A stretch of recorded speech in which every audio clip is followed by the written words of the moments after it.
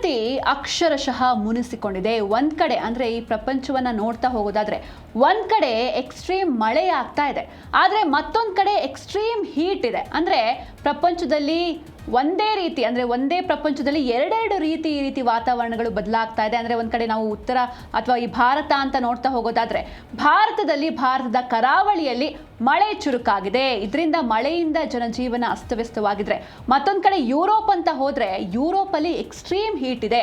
ಕೇವಲ ಹೀಟ್ ಮಾತ್ರ ಅಲ್ಲ, ಈ ಹೀಟ್ ವೇವ್ಸ್ ಇಂದ ಸಾವಿರಾರು ಜನ ಮೃತಪಟ್ಟಿದ್ದಾರೆ. ಈ ಬಿಸಿಲನ್ನ ತಡ್ಕೊಳ್ಳೋದಕ್ಕೇನೆ ಆಗದೇನೆ ಎಷ್ಟೋ ಮಂದಿ ಮೃತಪಡ್ತಾ ಇದ್ದಾರೆ. ಹೀಗಾಗಿ ನಿಜಕ್ಕೂ ಪ್ರಕೃತಿಯ ಮುಂದೆ ಮನುಷ್ಯ ಎಷ್ಟು ಚಿಕ್ಕವನು ಅನ್ನೋದಕ್ಕೆ ನಾವು ಟೆಕ್ನಾಲಜಿಲಿ ಆ ರೀತಿ ಇದ್ದೀವಿ, ಈ ರೀತಿ ಇದ್ದೀವಿ, ನಮ್ಮ ದೇಶ ಇಷ್ಟು ಡೆವಲಪ್ ಆಗ್ತಾ ಇದೆ ಅಂತ ನಾವು ಹೇಳ್ಬೋದು.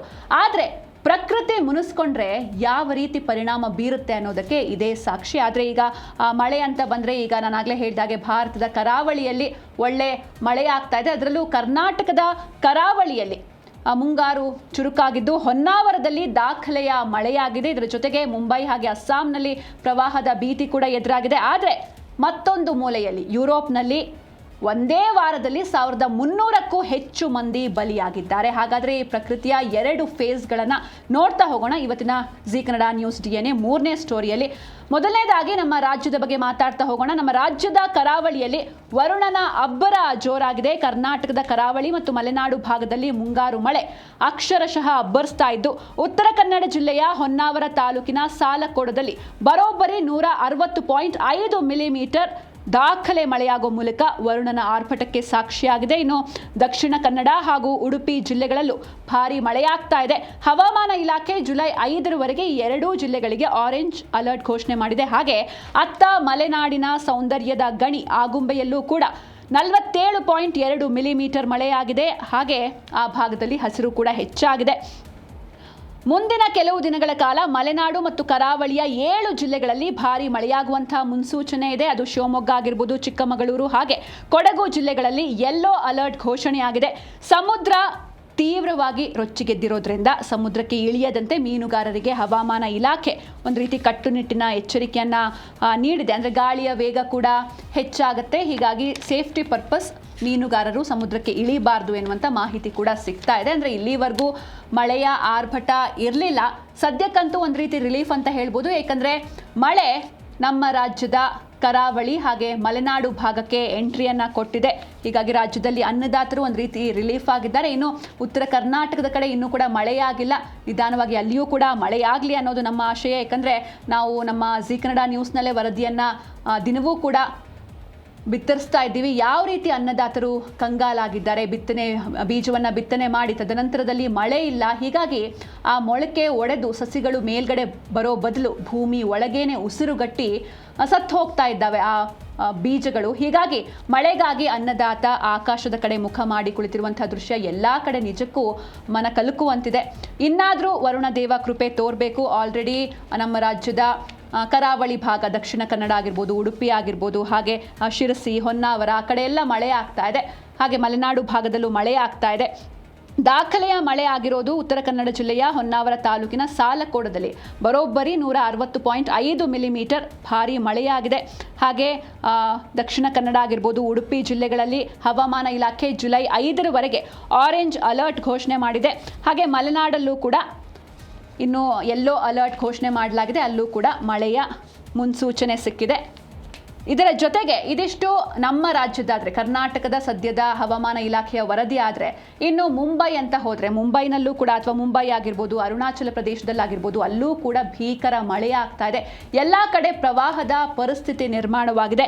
ಮುಂಬೈ ಕಂಪ್ಲೀಟ್ ಆಗಿ ಜಲಾವೃತವಾಗಿದೆ. ಅರುಣಾಚಲದಲ್ಲಿ ಪ್ರವಾಹದ ಸ್ಥಿತಿ ನಿರ್ಮಾಣವಾಗಿದೆ. 4 ಗಂಟೆಯಲ್ಲಿ 100 ಮಿಲಿಮೀಟರ್ ಮಳೆಯಾಗಿದೆ. ಮುಂಬೈ ಉಪನಗರಗಳಲ್ಲಿ ಪ್ರವಾಹದ ಸ್ಥಿತಿ ನಿರ್ಮಾಣವಾಗಿದೆ. ಅಂಧೇರಿ ಕೆಳ ಸೇತುವೆ ಕಂಪ್ಲೀಟ್ ಆಗಿ ಜಲಾವೃತವಾಗಿದೆ. ಹೀಗಾಗಿ ಸಂಚಾರ ಸ್ಥಗಿತವಾಗಿದೆ. ರೈಲು ಪ್ರಯಾಣಿಕರು ಪರದಾಡುವಂತಹ ಸ್ಥಿತಿ ನಿರ್ಮಾಣವಾಗಿದೆ. ಹಾಗೆ ಅರುಣಾಚಲ ಪ್ರದೇಶದಲ್ಲಿ ಹಠಾತ್ ಪ್ರವಾಹದ ಅಟ್ಟಹಾಸ ಮಿತಿ ಮೀರ್ತಾ ಇದೆ. 3 ಮೃತಪಟ್ಟಿದ್ದಾರೆ ಈ ಮಳೆಯಿಂದಾಗಿ. ನೀವು ಕೂಡ ನೋಡ್ತಾ ಇದ್ದೀರಾ ಯಾವ ರೀತಿ ಇದೆ. ಬೆಟ್ಟ ಗುಡ್ಡಗಳು ಕುಸಿತಾ ಇವೆ, ಜೊತೆಗೆ ನದಿ ನೀರು ಅಪಾಯದ ಮಟ್ಟವನ್ನು ಮೀರಿ ಹರಿತಾ ಇವೆ. ಹೀಗಾಗಿ ಗುಡ್ಡಗಾಡು ಪ್ರದೇಶಗಳಲ್ಲಿ ಇರೋರು ನಿಜಕ್ಕೂ ಕೂಡ ಅತ್ಯಂತ ಸುರಕ್ಷತೆಯಿಂದ ಇರಬೇಕಾಗತ್ತೆ. ಹಾಗೆ ದೆಹಲಿಗೆ ಜುಲೈ 4ಕ್ಕೆ ಮುಂಗಾರು ಪ್ರವೇಶಿಸುವಂಥ ಎಲ್ಲ ಸಾಧ್ಯತೆ ಇದೆ. ಕಂಪ್ಲೀಟ್ ಆಗಿ ಉತ್ತರ ಭಾರತ ತತ್ತರಿಸಿ ಹೋಗ್ತಾ ಇದೆ. ದೆಹಲಿ ಆಗಿರ್ಬೋದು, ಮುಂಬೈ ಆಗಿರ್ಬೋದು, ಅರುಣಾಚಲ ಪ್ರದೇಶ ಆಗಿರ್ಬೋದು, ಕಂಪ್ಲೀಟ್ ಆಗಿ ಮಳೆಯಿಂದ ನಲುಗಿ ಹೋಗಿದೆ. ಮತ್ತೊಂದು ಕಡೆ ಉತ್ತರ ಪ್ರದೇಶದಲ್ಲಿ ಬಿಸಿಗಾಳಿಯ ಎಚ್ಚರಿಕೆಯನ್ನು ನೀಡಿದೆ ಹವಾಮಾನ ಇಲಾಖೆ. ಅಂದರೆ ನಾನು ಹೇಳಿದಾಗೆ ಒಂದೇ ದೇಶದಲ್ಲಿ ಎರಡೆರಡು ರೀತಿ ಕ್ಲೈಮೇಟ್ ಇರುವಂಥದ್ದು ನಿಜಕ್ಕೂ ಒಂದು ರೀತಿ ಆಶ್ಚರ್ಯದ ವಿಷಯ ಇದು. ದೆಹಲಿಗೆ ಜುಲೈ 4ಕ್ಕೆ ಮುಂಗಾರು ಎಂಟ್ರಿಯನ್ನು ಕೊಡುತ್ತೆ.